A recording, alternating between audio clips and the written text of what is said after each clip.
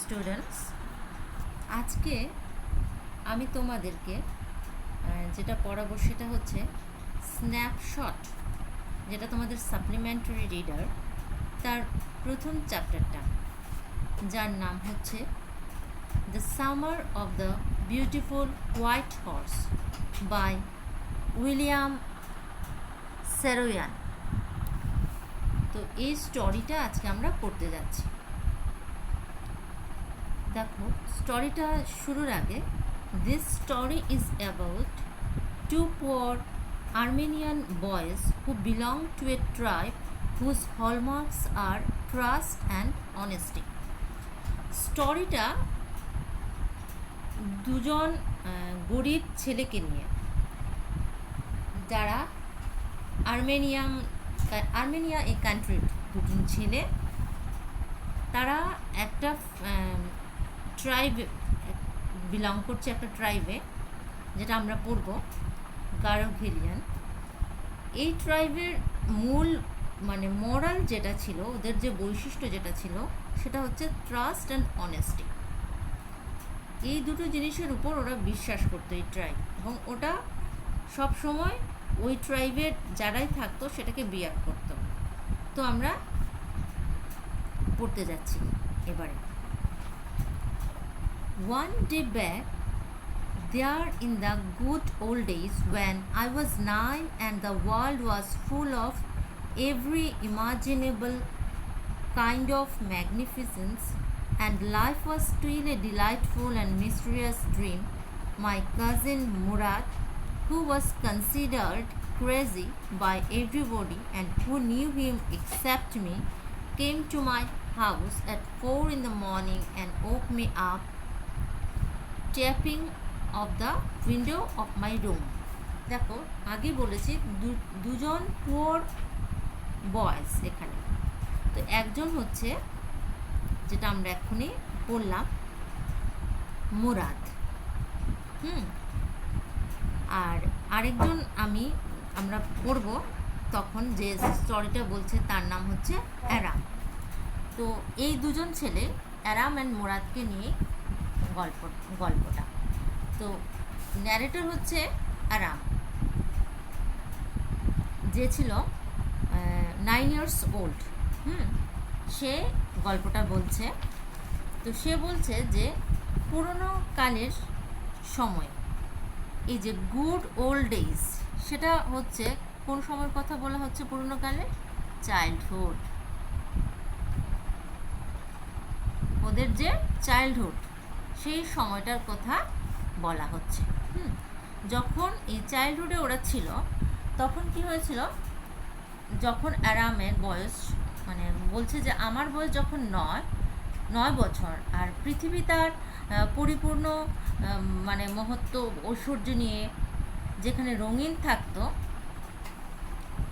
আর জীবনটা যখন ছিল খুব আনন্দময়, রহস্য ভরা, তখন আমার কাজিন, দেখো, তখন মাই কাজিনের নাম কি? মুরাদ। সে কী করতো? Who was considered crazy by everybody, যাকে who knew him except me came to my house, যাকে আমি ছাড়া তার সকলকে কি বলতো? পাগল বলে ভাবতো। সে কী করেছিল? ভোরবেলা 4টের সময়, 4 in the morning, 4টের সময় সে কী করলো? বাড়িতে এসে আমার ঘরের জানালায় ট্যাপিং, টোকা মারা, ট্যাপিং মিন্স টোকা মারলো, আর আমাকে ঘুম থেকে ডেকে তুললো। তো এখানে দেখো, ম্যাগনিফিসেন্স মিন্স মহত্ব। তো সে কী করেছে? মুরাদ এসে আমাকে আমার দরজায় টোকা মেরে একদম সকালবেলা আমাকে ডাকলো, ঘুম থেকে তুললো।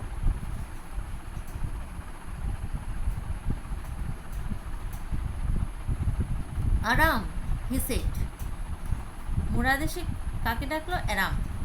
আরাম সে ডাকলো।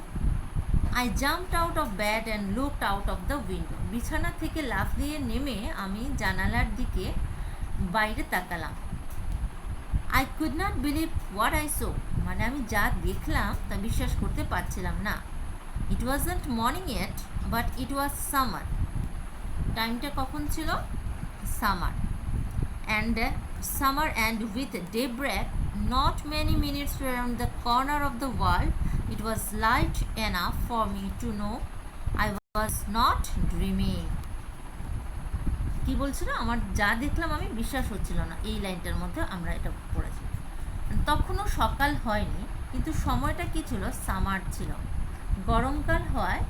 ভোর হওয়ার কয়েক মিনিটের মধ্যে পৃথিবীর মানে চারদিকে দিক দিগন্তে একটা মানে মানে একটা মানে যেহেতু সামার ছিল, মানে চারদিকে আলো ফুটে গেছে, আলো দেখা দিচ্ছে। তখন মানে দেখে এই আলোর মধ্যে আমি বুঝতে পারলাম যে আই ওয়াজ নট ড্রিমিং, মানে আমি স্বপ্ন দেখছি না। My cousin Murad was sitting on a beautiful white horse. আমার তুতো ভাই মুরাদ খুব সুন্দর একটা সাদা ঘোড়ার পিঠে চড়ে বসেছিল। I stuck my head out of the window and rubbed my eyes. আমি জানালা দিয়ে আমার মাথাটাকে স্টাক মানে বের করে দেখলাম, আর চোখ দুটো রাবিং মানে রাব করে নিলাম। Yes, he said in Armenia. হ্যাঁ, সে আর্মেনিয়ান ভাষায় কথা বলল। ছেলেগুলো ছিল আর্মেনিয়া কান্ট্রি, তো সে আর্মেনিয়ান ভাষায় বলল। হ্যাঁ, এটাই। It's a horse. হ্যাঁ, এটা একটা ঘোড়া। ইউ আর নট ড্রিমিং, তুমি স্বপ্ন দেখছো না। Make it quick if you want to ride. যদি তুমি এটা চড়তে চাও তাহলে তাড়াতাড়ি তৈরি হয়ে নাও। I knew my cousin Murad enjoying being alive more than anybody else who had ever fallen into the world my mistake. But this was more than even I could behave.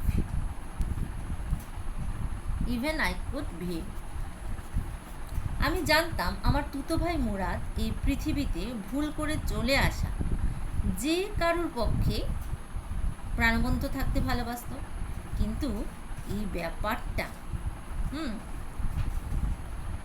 ব্যাপারটা আমি বিশ্বাস করতে পারছিলাম না। সরি, এটা believe. In the first place, my earliest memories had been memories of horses, and my first longings had been longings to ride. প্রথমত আমার একেবারে ছেলেবেলার যদি স্মৃতিগুলি ছিল সেটা ছিল কাকে নিয়ে? হর্সেস, ঘোড়াকে নিয়ে। আর আমার প্রথম চাওয়া ছিল লংিং টু রাইড, মানে ঘোড়ায় চড়তে পারে। This was the wonderful part, এটা ছিল একটা দারুণ অংশ। In the second place we were poor. প্রথম স্বপ্ন ছিল সেগুলো। পরবর্তী ফেজে দেখো সেটা বলছে যে আমরা ছিলাম poor.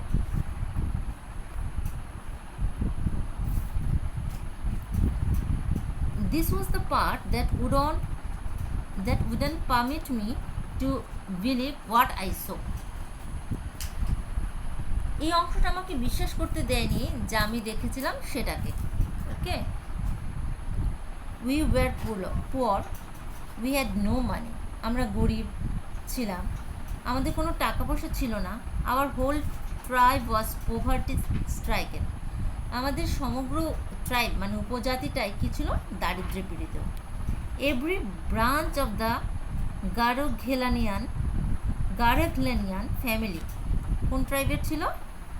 গারেগলেনা, was living in the most amazing and comical poverty in the world. Garoghlanian পরিবারের প্রতিটি শাখায় মানে এই পৃথিবীর অবাক করা এবং মানে হাস্যকর দারিদ্র্যের মধ্যে বাস করত। Nobody could understand where we ever got money enough to keep us with food in our bellies.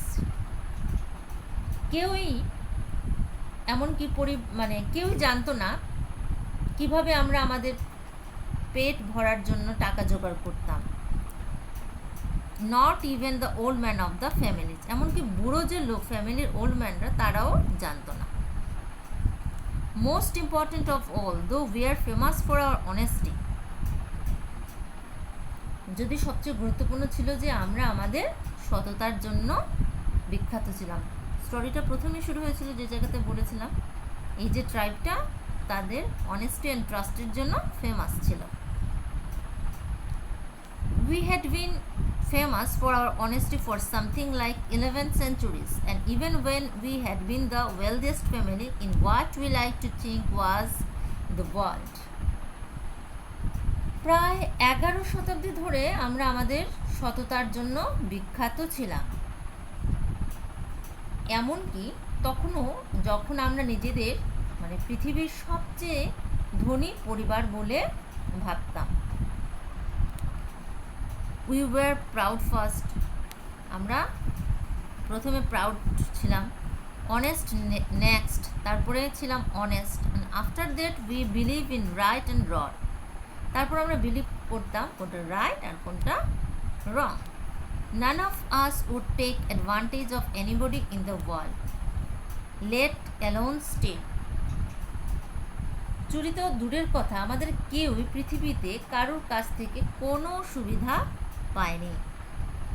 Consequently, even though I could see the horse so magnificent, even though I could smell it, ফলে যদিও আমি সুন্দর ঘোড়াটাকে দেখতে পাচ্ছিলাম, যদিও আমি তার গা থেকে সুগন্ধ পাচ্ছিলাম, so lovely, even though I could hear it breathing, যদিও আমি তার নিঃশ্বাসের শব্দ শুনতে পাচ্ছিলাম, so exciting, I couldn't believe the horse had anything to do with my cousin Murad or with me or with any of the other members of our family, asleep or awake, because I knew my cousin Murad couldn't have bought the horse.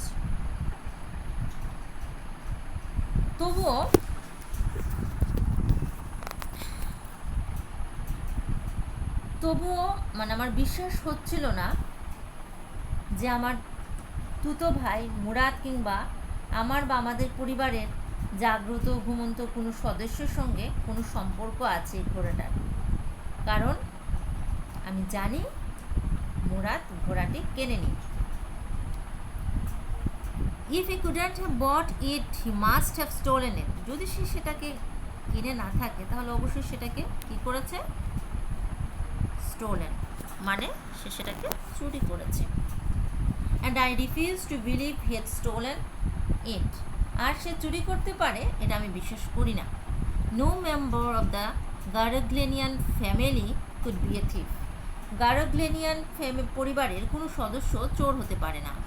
I stared first at my cousin and then at the horse, প্রথমে আমি আমার তুতো ভাই তারপর ঘোড়াটার দিকে তাকালাম।